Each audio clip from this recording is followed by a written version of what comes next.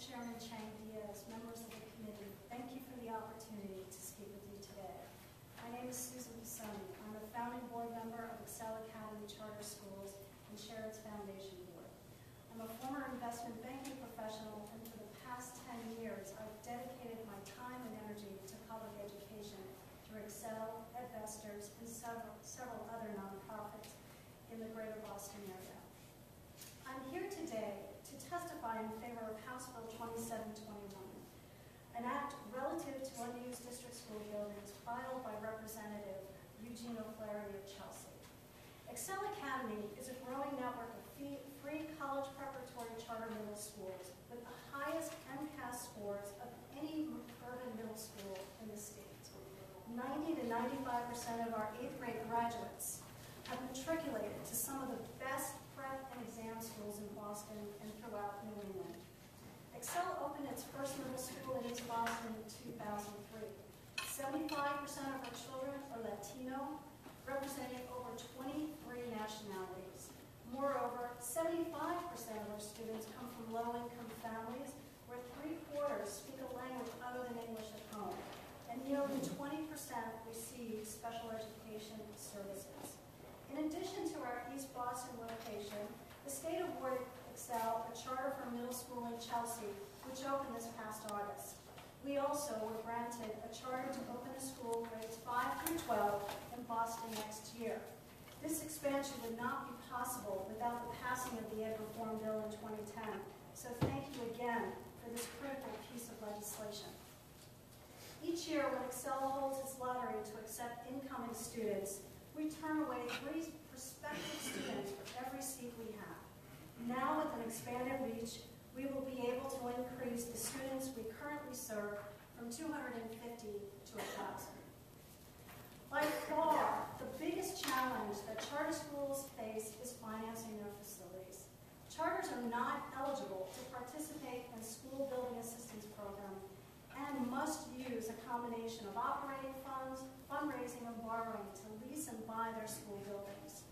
The Commonwealth began providing a pupil stipend for facility costs in 2005 as part of a compromise to offset a reduction in their per pupil charter funding.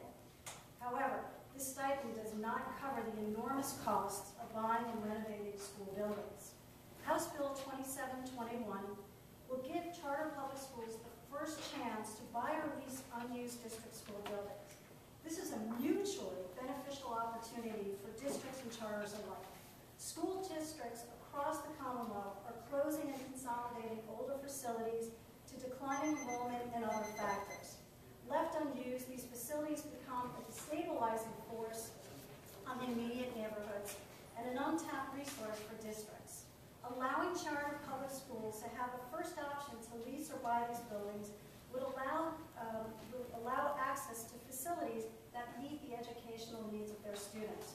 More significant, it would enable districts to monetize these assets either through a lease, which would generate stable recurring revenue stream, or a sale, which would provide districts with substantial funds that are so sorely needed. Further, the School Building Assistance Bureau requires districts that receive state subsidies to use these facilities for educational purposes or risk forfeiting these funds.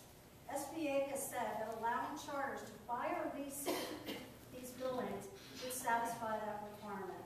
I can speak from experience about this issue. As chair of the Foundation Board of Excel, we've just gone through a long search for a permanent home.